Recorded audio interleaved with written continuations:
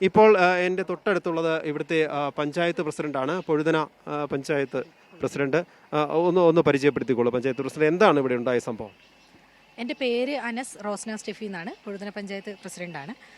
രാവിലെ ഒരു 10 മണി 10:15 ഇടിമുഴക്കം പോലെയുള്ളൊരു ശബ്ദം പൊഴുതന പഞ്ചായത്തിലെ സുഗന്ധഗിരി, മേൽമുറി, സേട്ടുകുന്ന്, കുറിച്ചിറമല ഭാഗങ്ങളിൽ നിന്ന് കേട്ടു എന്ന് പറഞ്ഞിട്ടാണ് നമ്മൾ ഈ ഒരു ഭാഗത്തേക്ക് വരുന്നത്. അപ്പം ആദ്യഘട്ടത്തിൽ നമുക്ക് സുഗന്ധഗിരി ഭാഗം ആയിരുന്നു കൂടുതൽ കേട്ടു എന്ന് പറഞ്ഞിട്ടുണ്ടായിരുന്നു. പിന്നെ മേൽമുറി ഭാഗത്ത് കേട്ടു എന്ന് പറഞ്ഞു. പിന്നീട് അന്വേഷിച്ചപ്പം തൊട്ടടുത്ത പഞ്ചായത്തുകൾ, വെങ്ങപ്പള്ളി, വൈത്തിരി തുടങ്ങിയ പഞ്ചായത്തുകളിൽ നിന്നും സമാനമായിട്ടുള്ള ശബ്ദവും പ്രകമ്പനവും ഉണ്ടായതായിട്ട് ആളുകൾ സൂചിപ്പിക്കുകയുണ്ടായി. അതിൻ്റെ ഭാഗമായിട്ട് ഇവിടെ വന്നു. ഈ പ്രദേശത്തുള്ള ഏകദേശം എല്ലാ ആളുകൾക്കും തന്നെ ശബ്ദം കേൾക്കുകയും ഒരു പ്രകമ്പനം അനുഭവപ്പെടുകയും ചെയ്തിട്ടുണ്ട്. അപ്പം ആളുകൾ നിലവിലെ വയനാട്ടിലെ സാഹചര്യം വെച്ചിട്ട് ആളുകളൊക്കെ പാനിക്കാണ്.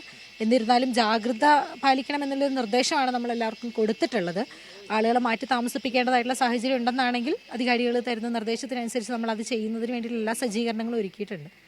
ഇപ്പോൾ ഇതുമായി ബന്ധപ്പെട്ട് ജിയോളജി വകുപ്പ് ഉദ്യോഗസ്ഥരോട് പരിശോധിച്ച് എന്താണെന്ന് സംഭവിച്ചതെന്ന് ഒന്ന് റിപ്പോർട്ട് നൽകാനായിട്ട് നിർദ്ദേശം നൽകിയിട്ടുണ്ട് ജില്ലാ ഭരണകൂടം എന്നാണ് നമ്മൾ അറിഞ്ഞത്. അതുമായി ബന്ധപ്പെട്ട് ഉദ്യോഗസ്ഥരാരെങ്കിലും ഇവിടെ എത്തിയോ? അത്തരത്തിൽ എന്തെങ്കിലും പരിശോധന നടന്നിട്ടുണ്ടോ പ്രസിഡന്റ്? തീർച്ചയായിട്ടും നമ്മുടെ അടുത്ത് ഈ ഒരു വിഷയം അറിഞ്ഞപ്പോൾ തന്നെ ഫയർ ആൻഡ് റെസ്ക്യൂ, വില്ലേജ്, അതുപോലെ തന്നെ ഫോറസ്റ്റ് തുടങ്ങിയ എല്ലാ അധികാരികളും ഈ പ്രദേശത്ത് എത്തിച്ചേർന്നിട്ടുണ്ടായിരുന്നു. പോലീസ്, എല്ലാ ഡിപ്പാർട്ട്മെൻറ്റും ഇവിടെ വരികയുണ്ടായി. നമ്മളെ സ്റ്റേറ്റ് മിഷനിൽ നിന്ന് വരെ KSDMയിൽ നിന്നുള്ള ഉദ്യോഗസ്ഥർ വരെ വിളിക്കുകയും അവരാവശ്യത്തിന് ഇവിടെ എന്താണ് ശരിക്കും സംഭവിച്ചിട്ടുള്ളത്, എന്ത് തരത്തിലുള്ള ശബ്ദമാണ് കേട്ടിട്ടുള്ളത്, മറ്റെന്തെങ്കിലും ശ്രദ്ധയിൽപ്പെട്ടിട്ടുണ്ടോ തുടങ്ങിയ കാര്യങ്ങൾ അന്വേഷിക്കുകയും ചെയ്തിട്ടുണ്ടായിരുന്നു. യോഗം ചേർന്നുകൊണ്ടിരിക്കുകയാണ്. എത്രയും പെട്ടെന്ന് ഇതുമായി ബന്ധപ്പെട്ടുള്ള കൃത്യമായ വിവരം നൽകുമെന്നാണ് അറിയിച്ചിട്ടുള്ളത്. ഇവിടെ എത്തിയ ഉദ്യോഗസ്ഥർ എന്തെങ്കിലും, അതായത് ജനങ്ങളുടെ ആശങ്ക പരിഹരിക്കാനായി എന്തെങ്കിലും സൂചന തന്നിട്ടുണ്ടോ? എന്താണ് സംഭവിച്ചത്, ഈ ശബ്ദം കേൾക്കാനുള്ള കാരണം എന്താണെന്ന് പറഞ്ഞിട്ടുണ്ടോ? ആളുകൾ ഭൂമികുലുക്കം എന്നുള്ള രീതിയിലാണ് മൊത്തത്തിലൊരു ചർച്ച പറഞ്ഞിട്ടുള്ളത്. അപ്പം അത്തരത്തിൽ ഇപ്പം റെക്ടർ സ്കെയിലിൽ, സിസ്മോഗ്രാഫിൽ ഒന്നും രേഖപ്പെട്ടിട്ടില്ല എന്നാണ് നമുക്കൊരു നിർദ്ദേശം കിട്ടിയിട്ടുള്ളത്.